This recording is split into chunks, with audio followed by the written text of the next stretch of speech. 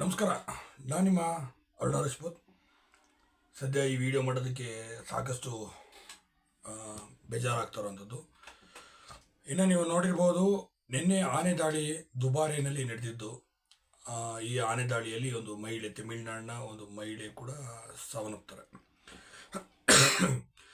ಇನ್ನು ಇಲ್ಲಿ ಮಹಿಳೆ ಈಗ ಸಾವನ್ನಪ್ಪದ ನಂತರ ಸದ್ಯ ಈಗ ಅರಣ್ಯ ಇಲಾಖೆ ಅದಕ್ಕೆ 20 ಲಕ್ಷ ಅವರಿಗೆ ಘೋಷಣೆಯನ್ನು ಮಾಡ್ತಾರೆ. ಆನೆಯ ಒಂದು SOP ಕೂಡ ಮಾಡ್ತಾರೆ. ಇನ್ನು ಕೆಲವೊಂದು ಸೋಷಿಯಲ್ ಮೀಡಿಯಾಗಳು ಇದನ್ನೇ ಎತ್ಕೊಂಡು ಏನೇನೋ ಒಂದು ಬಿಂಸರು ಹೊರಟಿದ್ರೆ, ಈಗ ಮಾರ್ತಾಂಡ ಆನೆಯೂ ಕೂಡ ಈಗ ಸಾವನ್ನಪ್ಪಿರುವಂಥದ್ದು.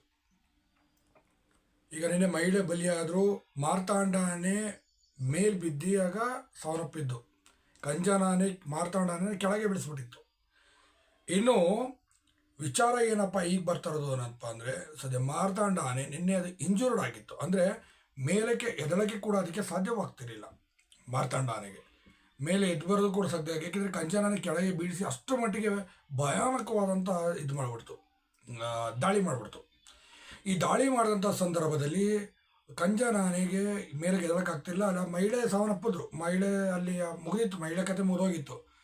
ಅಟ್ಲೀಸ್ಟ್ ಆನೆಗಾದರೂ ಏನೋ ತೊಂದರೆ ಆಗದ ರೀತಿ ಟ್ರೀಟ್ಮೆಂಟ್ ಮಾಡೋ ಪ್ರಯತ್ನವನ್ನು ಪಟ್ಟರು ದುಬಾರಿ ಫಾರೆಸ್ಟ್ನಲ್ಲಿ. ಸದ್ಯ ಆನೆಗಾದರೂ ಯಾವುದೇ ರೀತಿ ತೊಂದರೆ ಆಗಬಾರ್ದು ಅನ್ನೋ ರೀತಿಯಲ್ಲಿ ಭಾಳ ಕಷ್ಟಪಟ್ಟದಕ್ಕೆ ಹೋರಾಟವನ್ನು ಮಾಡಿ ಟ್ರೀಟ್ಮೆಂಟನ್ನು ಕೂಡ ಮಾಡಿಸಲಾಯಿತು. ಆದರೂ ಸದ್ಯ ಮಾರ್ತಾಂಡ ಆನೆ ಈಗ ಸಾವನ್ನಪ್ಪಿರುವಂಥದ್ದು. ತುಂಬಾ ಇಂಜೂರ್ಡ್ ಆಗಿತ್ತಂತೆ. ಸಾಕಷ್ಟು ವೈದ್ಯರು ಚಿಕಿತ್ಸೆಯನ್ನು ಕೊಟ್ಟರು ಮಾರ್ತಾಂಡ ಆನೆಗೆ. ಆದರೂ ಕೂಡ ಮಾರ್ತಾಂಡ ಆನೆ ಉಳಿಸ್ಕೊಳ್ಳೋಕ್ಕಾಗಲಿಲ್ಲ. ತುಂಬಾ ಮುಗ್ಧ ಜೀವಿಯಾಗಿತ್ತು. ಕೊರೋನಾ ಲಾಕ್ಡೌನ್ ಸಂದರ್ಭದಲ್ಲಿ ಸಕಲೇಶ್ಪುರ ಭಾಗದಲ್ಲಿ ಈ ಆನೆನ ಕ್ಯಾಪ್ಚರ್ ಮಾಡಲಾಗಿತ್ತು. ಇಲ್ಲಿ ಸಾಕಷ್ಟು ಒಳ್ಳೆ ಬುದ್ಧಿನೂ ಕೂಡ ಕಳಿಸಲಾಗಿತ್ತು. ತುಂಬಾ ಅದ್ಭುತವಾಗಿ ಕೂಡ ಇತ್ತು. ನಿನ್ನೆ ಅದು ಕೆಳಗೆ ಬಿದ್ದು ಒದ್ದಾಡೋಂಥ ನೀವು ನೋಡಿದ್ರೆ ಗೊತ್ತಾಗ್ಬೋದು ಅದರ ಅಟ್ಯಾಕಿಂಗ್ ಸೆನ್ಸ್ ಹೇಗಿತ್ತು ಅಂತ. ಅಂದರೆ ಇನ್ನೊಂದು ಆನೆ ಅಟ್ಯಾಕ್ ಮಾಡ್ತಿದ್ರು ಕೂಡ ಪಾಪ ಅದು ತಿರುಗಿ ಅಟ್ಯಾಕ್ ಮಾಡೋಕ್ಕೂ ಕೂಡ ಪ್ರಯತ್ನ ಸಹ ಪಡಲಿಲ್ಲ. ಅಷ್ಟು ಮುಗ್ಧ ಜೀವ ಆಗಿತ್ತು ಈ ಮಾರ್ತಾಂಡ ಆನೆ. ಆದರೆ ಈ ಮಾರ್ತಾಂಡ ಆನೆ ಈಗ ಸಾವನ್ನಪ್ಪಿರುವಂಥದ್ದು. ಅದು ಇನ್ನೊಂದಷ್ಟು ಸೋಷಿಯಲ್ ಮೀಡಿಯಾಗಳಿದ್ದಾವೆ. ಆನೆ ಹಾಗಾಯಿತು, ಅದಕ್ಕೆ ಇನ್ನೊಂದಂಗಾಯಿತು, ಇನ್ನೊಂದಷ್ಟು ಕತೆಗಳು ಕಟ್ಕೊಂಡು ಕತೆ ಪುಂಕಂಡು ಹೇಳೋವಂಥದ್ದು. ಇದರಿಂದ ಏನು ಸಿಗುತ್ತೆ ನಿಮ್ಗಳಿಗೆ? ಏನು ಸಿಗುತ್ತೆ?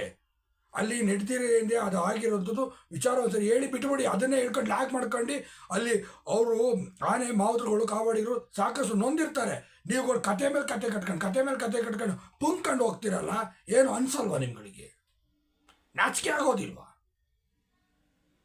ಏನು ಬಂದಿದೆ ನಿಮ್ಗಳಿಗೆಲ್ಲ ಅಂತ ಒಂದು ನೋವಾಗಿರುವಂಥದ್ದು. ಮೊದಲೇ ಅರಣ್ಯ ಇಲಾಖೆಗೂ ನಷ್ಟ ಆಗಿರೋದು. ಪ್ರತಿದಿನ ಜನಗಳು, ಅಭಿಮಾನಿಗಳು ಅದಕ್ಕೆ ಇರ್ತಾರೆ, ಅವ್ರಿಗೂ ಮೊದಲೇ ನೋವಾಗಿರುತ್ತೆ. ಅಂಥದ್ರಲ್ಲಿ ನೀವು ಒಂದಕ್ಕೊಂದು 10 ಕತೆಗಳು ಕಟ್ಕೊಂಡು ಲಿಂಕ್ ಮಾಡ್ಕೊಂಡು ಹೊರಟು ಬಿಟ್ರೆ ಹೇಗೆ? ಒಂದ್ಸರಿ ಆಯಿತು, ವಿಚಾರ ಬಂತು, ಮಾತನಾಡೋನಿಗೆ ಆಗಿದೆ, ಈ ಥರ ಕಾರಣಗಳಿಂದ ಆಯಿತು ಅಂತ ಹೇಳಿ ಬಿಟ್ಬಿಡ್ಬೇಕು. ಅದನ್ನೇ ಒಂದಷ್ಟು ಲ್ಯಾಕ್ ಮಾಡ್ಕೊಂಡು ಒಂದು 50 ಎಪಿಸೋಡ್ ಮಾಡ್ಕೊಂಡು ಹೇಳಿಕೆ ಮಾಡ್ತಿರಲ್ಲ, ಏನು ಅನ್ಸೋದಿಲ್ವಾ ನಿಮ್ಗಳಿಗೆಲ್ಲ? ಏನು ಅನ್ಸೋದಿಲ್ವಾ? ನಿಜಕ್ಕೂ ಭಾಳ ಬೇಜಾರಾಗುತ್ತೆ. ಇದು ಭಾಳ ಬೇಜಾರಾಗುತ್ತೆ. ಮೊದಲೇ ಆ ಮಾರ್ತಾಂಡ ಆನೆ ಕಳ್ಕೊಂಡಂಥ ಮಾವುತರು, ಕಾವಾಡಿಗರಿಗೂ, ಅದರ ಅಭಿಮಾನಿಗಳಿಗೆ ಸಾಕಷ್ಟು ನೋವಿರುತ್ತೆ. ಇಲ್ಲಿ ನಿಮ್ಗಳು ಬೇಳೆ ಬೇಯಿಸೋದಕ್ಕೋಸ್ಕರ ನೀವು ಸೋಷಿಯಲ್ ಮೀಡಿಯಾಗಳಲ್ಲಿ ಬೇಕಾದಂಗೆ ಹಾಕಂಗೆ ಕೂತ್ಕೊಂತೀರಿ ಅಂದರೆ ಏನು ಅರ್ಥ? ಅದು ಭಾಳ ಬೇಜಾರಾಗುತ್ತೆ. ಆದರೆ ನಿಜಕ್ಕೂ ಮಾರ್ತಾಂಡ ಆನೆ ಸಾವನ್ನಪ್ಪಿರೋದು ಭಾಳ ಬೇಜಾರಿನ ಸುದ್ದಿ ಅಂತ ಹೇಳ್ಬೋದು. ಯೋಚನೆ ಕೂಡ ಮಾಡಿರಲಿಲ್ಲ ಮಾರ್ತಾಂಡ ಆನೆ ಹೀಗೆ ಸಾವನ್ನಪ್ಪತ್ತೆ ಅಂತ.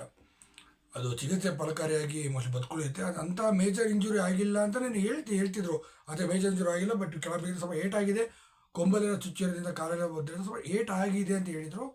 ಬಟ್ ಇಷ್ಟು ಮಟ್ಟಿಗೆ ಜೀವನ ಹೋಗೋ ಲೆವೆಲ್ಗೆ ಅದು ಭಾಳ ಸಡನ್ನಾಗಿ ಇದೊಂದು ಶಾಕಿಂಗ್. ಮಾರ್ತಾಂಡ ಆನೆ ಸತ್ತಿದೆ ಅನ್ನೋದು ಅರ್ಗಿಸ್ಕೊಳ್ಳೋಕ್ಕೂ ಕೂಡ ಸಾಧ್ಯ ಆಗ್ತಿಲ್ಲ, ಅಷ್ಟು ಇದಾಗ್ತಿರೋಂಥದ್ದು.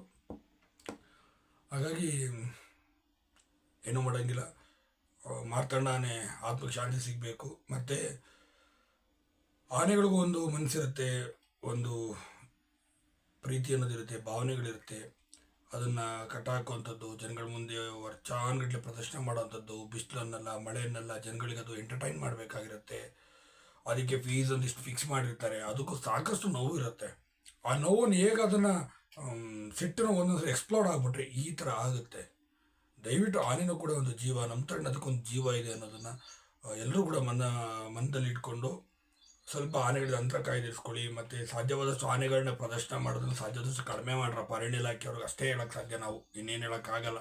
ಯಾಕೆ ಅಂತಂದರೆ ಅವುಗಳದ್ದು ಒಂದು ಜೀವ ಆಗಿರೋದ್ರಿಂದ ಬೇಜಾರಾಗುತ್ತೆ ಅದಕ್ಕೆ. ಯಾಕೆಂದರೆ ಅದಕ್ಕೂ ಫೀಲಿಂಗ್ಸ್ ಅನ್ನೋದಿರುತ್ತೆ. ನನಗೆ ಇಷ್ಟೊಂದು ಕಾಯಿಸ್ತಾರಲ್ಲ, ನಿಲ್ಲಿಸ್ತಾರಲ್ಲ, ಬೆಳಗ್ಗೆ ಸಂಜೆ ಗಂಟೆ ಹಿಂಗೆ ಜನಗಳಿಗೆ ಎಂಟರ್ಟೈನ್ ಮಾಡಬೇಕಲ್ಲ ಅನ್ನೋದು ಅದಕ್ಕೂ ಕೂಡ ನೋವಿರುತ್ತೆ. ಆ ಸಿಟ್ಟನ್ನು ಈ ಥರ ಆದಾಗ ಹೀಗಾಗುತ್ತೆ.